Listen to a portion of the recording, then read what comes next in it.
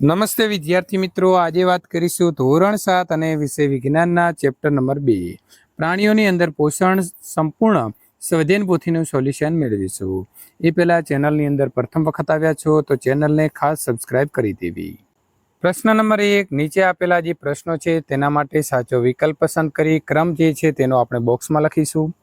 પાચિત ખોરાકની શોષણ સપાટીમાં વધારો કરતા પ્રવર્ધો માનવ શરીરમાં કયા અંગમાં દાખલ જે છે ક્યાં આવેલા હોય છે? તો એ નાના આંતરડામાં આવેલા હોય છે, તો આપણે લખીશું અહીં સી લખીશું. પહેલાની અંદર જવાબ આવશે સી. નીચેનામાંથી કોણ ચરબીના પાચનમાં મહત્વનો ભાગ ભજવે છે? તો સાચો જવાબ મિત્રો આવે છે બી, તો લખીશું બી. ખોરાકના બધા જ ઘટકોનું સંપૂર્ણ પાચન કયા પાચક અંગની અંદર થાય છે? તો નાના આંતરડાની અંદર, તો સાચો જવાબ આવશે સી. નંબર 4, પાચન માર્ગો સાથે સંકળાયેલી ગ્રંથિઓ નીચેના પૈકી કઈ ગ્રંથિ નથી? તો આવશે જઠર. ઘાસ ખાતા પ્રાણીઓની અંદર ખોરાક નાના ગોળકાના સ્વરૂપમાં મોંમાં પાછો આવે છે અને પ્રાણીઓ તેને ચાવે છે. તો આ ક્રિયા જે થઈ એ ક્રિયાને શું કહેવાશે? તો તેને કહેવાશે વાગોળવું, એટલે કે એ જવાબ સાચો છે. પ્રોટીનનું અસંત પાચન એ કયા પાચક રસની અંદર થાય છે? તો જઠરની અંદર થાય છે, તો જવાબ આવશે એ.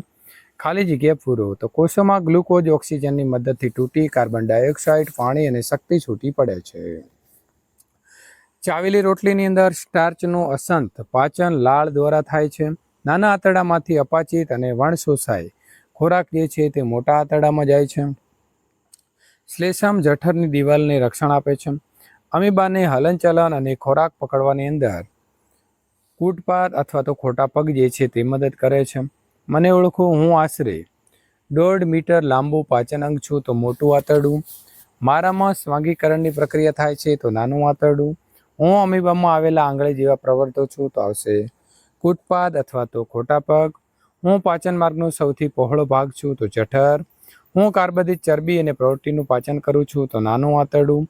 હું ઘોડા સસલા જેવા પ્રાણીઓની અંદર અન્નનળી અને નાના આંતરડા વચ્ચે આવેલી કોથળી જેવી રચના છું, તો અર્ધાંત્ર આવશે. તફાવત આપો મનુષ્યનું પાચન અને ઘાસ ખાતા પ્રાણીઓનું પાચન. તો મનુષ્ય વાગોળવાની પ્રક્રિયા થતી નથી, જ્યારે ઘાસ ખાતા પ્રાણીઓ જે છે તે વાગોળવાની ક્રિયા કરે છે. મનુષ્યની અંદર સેલ્યુલોઝ પાચન થતું નથી. મનુષ્ય કાર્બોહાઈડ્રેટ, પ્રોટીન અને ચરબીમાંથી ઉર્જા પ્રાપ્ત કરે છે, જ્યારે ઘાસ ખાતા પ્રાણીઓ સેલ્યુલોઝનું પાચન થાય છે. ઘાસ ખાતા પ્રાણીઓની અંદર સેલ્યુલોઝમાંથી ઉર્જા પ્રાપ્ત થાય છે. જોડકા જોડો. તો પેલું છે મુખ ગુહા, તો સાચો જવાબ અહીં આવશે વિદ્યાર્થી મિત્રો મુખ ગુહાની અંદર નંબર 4, એટલે કે સ્ટાર્ચનું પાચન. ત્યાર પછી છે મોટું આંતરડું, તો આવશે પાણી અને ક્ષારોનું શોષણ. નાનું આંતરડું, તો આવશે પ્રોટીનનું સંપૂર્ણ પાચન. અને જઠર, તો આવશે બીજું શ્લેષમનો સ્ત્રાવ. પ્રશ્ન નંબર 7, વૈજ્ઞાનિક કારણ લખો. વાગોળનાર પ્રાણીઓ ઘાસમાં રહેલ સેલ્યુલોઝનું પાચન કરી શકે છે. તો વાગોળનાર પ્રાણીઓની અંદર નાના આંતરડા અને મોટા આંતરડા વચ્ચે કોથળી જેવી રચના આવેલી હોય છે, જેને અંધાંત્ર કહે છે.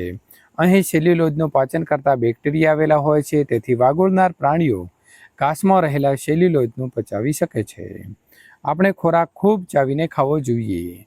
તો ખોરાક ખૂબ ચાવીને તેને બારીક ભૂકો થાય છે અને તેમાં પૂરતા પ્રમાણમાં લાળ ભળે છે, તેથી ખોરાક નરમ અને લીસું બને છે. લાળમાં રહેલા ટાઇલિન ઉત્સેચક ખોરાકની અંદર સ્ટાર્ચનું સાકર એટલે કે શર્કરામાં રૂપાંતર કરે છે. વળી ખૂબ ચાવેલો ખોરાક જઠરમાં અને ખૂબ નાના આંતરડાની અંદર જલ્દી પચી જાય છે.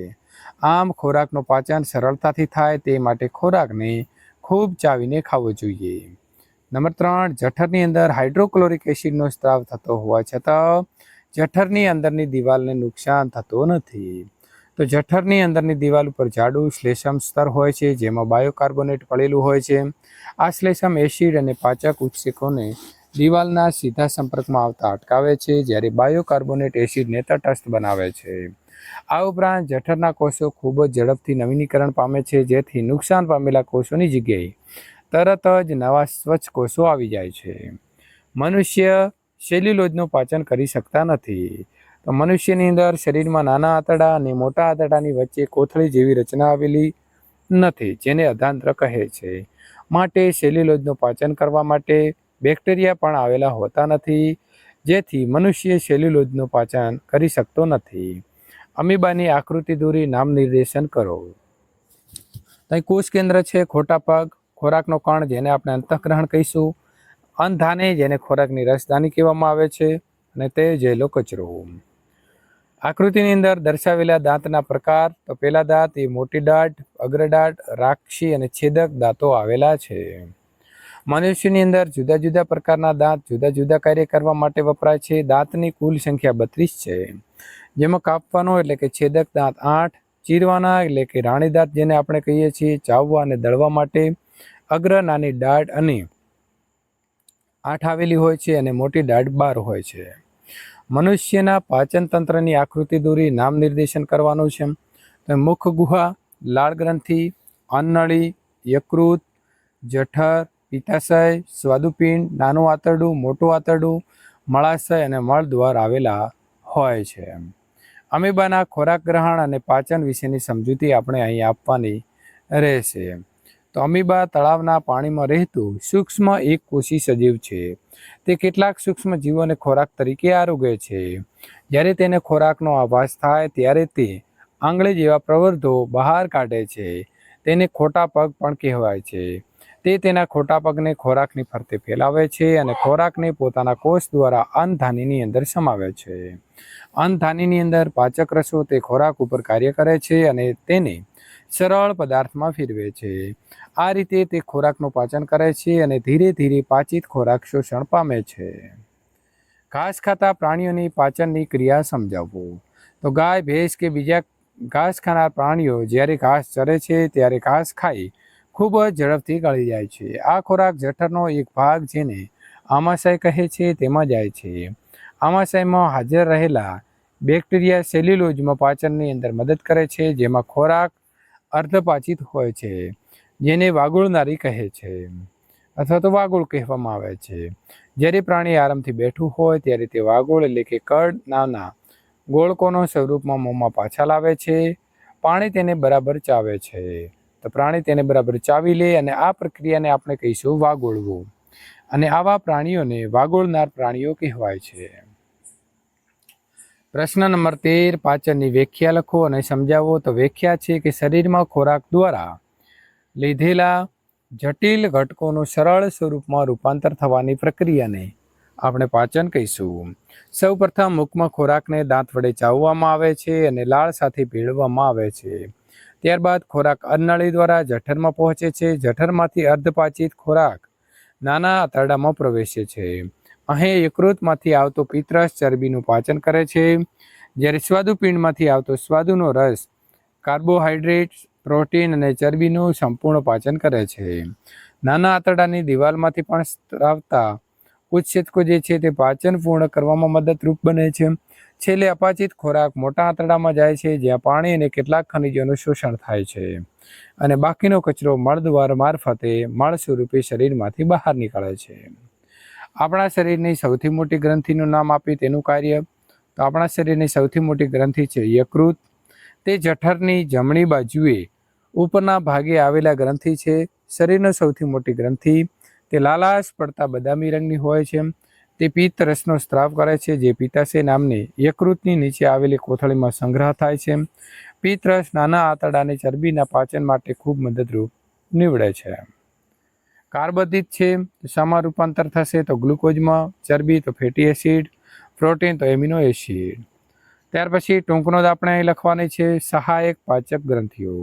તો પાચન તંત્ર સાથે સંકળાયેલી સહાયક પાચક ગ્રંથિઓની અંદર લાળ ગ્રંથિ, યકૃત અને સ્વાદુપિંડનો સમાવેશ થાય છે. લાળ ગ્રંથિ તે લાળ રસનો સ્ત્રાવ કરે છે. લાળ રસ ખોરાકની અંદર સ્ટાર્ચનું પાચન કરી શર્કરા ફેરવે છે. મનુષ્યની અંદર મુખ ગુહાથી ખોરાકનો પાચનની શરૂઆત થાય છે. યકૃત તે જઠરની જમણી બાજુએ ઉપરના ભાગે આવેલી ગ્રંથિ છે. તે શરીરની સૌથી મોટી છે. લાલાશ પડતા બદામી રંગની છે અને તે પિત્ત રસનો સ્ત્રાવ કરે છે, જે પિત્તાશય નામની યકૃતની નીચે આવેલી કોથળીમાં સંગ્રહ થાય છે. પિત્ત રસ નાના આંતરડાના ચરબીની પાચનની અંદર પણ મદદરૂપ બને છે. સ્વાદુપિંડ તે જઠરની નીચે આવેલી છે અને તે પર્ણ આકારની આછી બદામી રંગની ગ્રંથિ છે. તે સ્વાદુરસનો સ્ત્રાવ કરે છે. સ્વાદુરસ નાના આંતરડાના કાર્બોદિત, ચરબી અને પ્રોટીનના પાચનની અંદર પણ ઉપયોગી પાચક રસ છે. ત્યાર પછી ફકરાના આધારે જવાબ આપવાનો છે. આપણે મોઢાની સ્વચ્છતા શા માટે રાખવી જોઈએ? કેમ કે મોઢાની સ્વચ્છતા ન જાળવવામાં આવે તો મોંમાં બેક્ટેરિયા વૃદ્ધિ પામે છે અને દાંતને નુકસાન પહોંચાડી દાંતનો અંદર સડો ઉત્પન્ન કરે છે. દાંતની સ્વચ્છતા જાળવવા આપણે શું કરવું જોઈએ? તો દાંતની દિવસની અંદર 2 વાર સાફ કરવા, ભોજન બાદ કોકળા કરવા અને મોઢાની સફાઈ રાખવી. દાંતની બરાબર સફાઈ ન થાય તો દાંતની સપાટી ઉપર ઇનેમલને શું અસર થાય છે? તો બેક્ટેરિયા દ્વારા બનાવેલો એસિડ ઇનેમલને ઓગાળી નાખે છે અને જેનાથી દાંતની અંદર સડો પેદા થાય છે. આગળનો પાઠ નંબર 3 ઉષ્મા જોવા માંગતા હો તો અહીં આપેલી એન્ડ સ્ક્રીન ઉપર ક્લિક કરીને મેળવી શકો છો.